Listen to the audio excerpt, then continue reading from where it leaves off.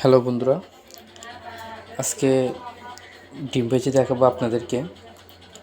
আজকে ডিম ভাজার কারণ হচ্ছে আমার ওয়াইফ এবং কি বাচ্চা দুজনে অসুস্থ। তো তারা বিছানায় কোনো কাজ করতে পারে নাই। তো আমি ঘুম থেকে উঠলাম, ফ্রিজে তরকারি ছিল বিভিন্ন ধরনের। তো যেহেতু আকাশ মেঘলা, বৃষ্টি হবে, হঠাৎ মন চাইলো ডিম ভাজি খাবো। কিন্তু আমার ডিম ভাজাটা একটু অন্য স্টাইলের, অন্যদের মতো না। কেউ ডিম পোস্ট করে বা কেউ ডিম ভাজা করে, আমারটা কীরকম ডিম পোস্ট বা ডিম ভাজি সেটা আপনারা অবশ্যই ভিডিওর মধ্যে দেখতে পারবেন। তো অনেক এক্সপার্ট করে আমি কাঁচামরিচ, পেঁয়াজ, ধনেপাতা সব কিছু গুছিয়ে নিয়ে ফেলছি। তো সব কিছু কাটাকাটি করতেছি। বউ যেহেতু অসুস্থ, অবশ্যই বউয়ের সেবা করার আমার দায়িত্ব। কেননা স্বামী যখন অসুস্থ হয় তখন প্রত্যেক বউ স্বামীকে অনেক সেবা যত্ন করে। তো ভাইয়েরা, আপনারা যারা বিয়ে করছেন নতুন, অবশ্যই এই ডিম ভাজাটা শিখে নেবেন। কেননা যখন বউ সুস্থ থাকবে বা বউ বাপের বাড়িতে যাবে, তখন কিন্তু এই ডিম ভাজাটা আপনার অনেক কাজে আসবে। তো নতুন ভাইয়ের জন্য একটা টিপস, ডিম ভাজার। তো ডিম অনেকে অনেক ধরনের ডিম ভাজে। আমার ভাজাটা একটু অন্য স্টাইল, সেটা অবশ্যই দেখবেন আপনারা। তো আমার বউ এবং বাচ্চার জন্য দোয়া করবেন আপনারা অবশ্যই। কেননা তারা অসুস্থ, স্নাতি করতে পারতেছে না, ওষুধ পানি করেছি তাদের জন্য।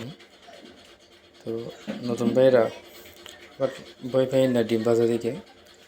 ছোটো ভাই সর্ষের তেল দিয়ে আমাকে বলতেছে সর্ষের তেল দিয়ে ভাজতে হবে।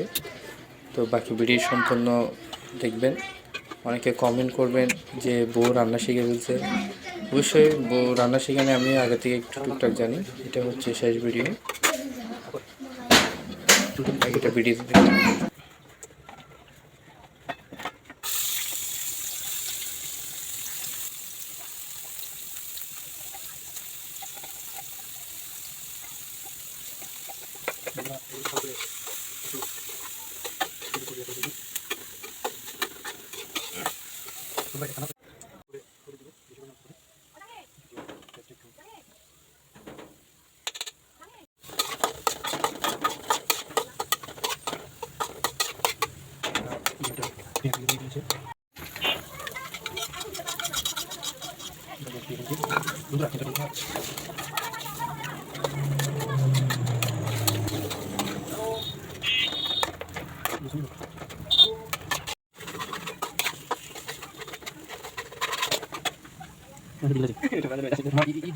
কেমন হয়েছে একটু দেখবো আমি।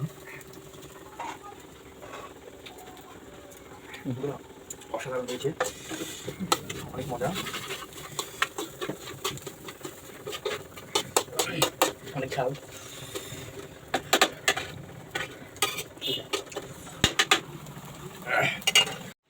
যেহেতু বড় ভাই বৃষ্টির দিনে নিয়েছে, একটু খেয়ে দেখি কেমন হয়েছে টেস্ট। অনেক ডিম ভাজি খাচ্ছি বা এটার টেস্ট অন্যরকম, দেখে ভালো লাগলো। টেস্টটা কিন্তু অনেক স্বাদ।